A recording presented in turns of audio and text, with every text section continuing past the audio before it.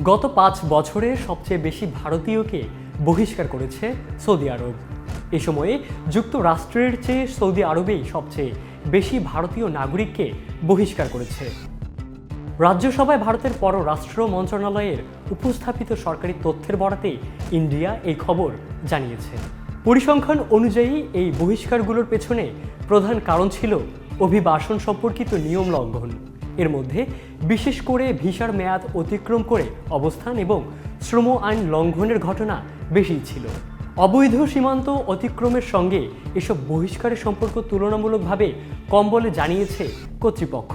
18 December রাজ্যসভায় এক প্রশ্নের লিখিত উত্তরে ভারতের পররাষ্ট্র প্রতিমন্ত্রী কীর্তি বর্ধন সিং বলেন, অনেক বিদেশি সরকার নিয়মিতভাবে আটক বা গ্রেপ্তারের বিস্তারিত তথ্য জানায় না, তবে ইমার্জেন্সি সার্টিফিকেট বা জরুরি ভ্রমণ নথির মাধ্যমে সম্পূর্ণ নির্বাসনের পরিসংখ্যান বিদেশে ভারতীয় নাগরিকদের বিরুদ্ধে নেওয়ার আইন প্রয়োগমূলক পদক্ষেপের একটি নির্ভরযোগ্য সূচক হিসেবে কাজ করে।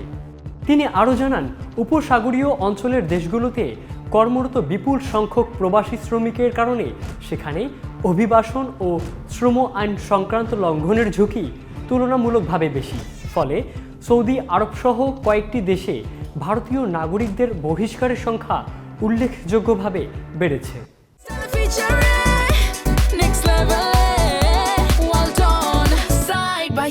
Free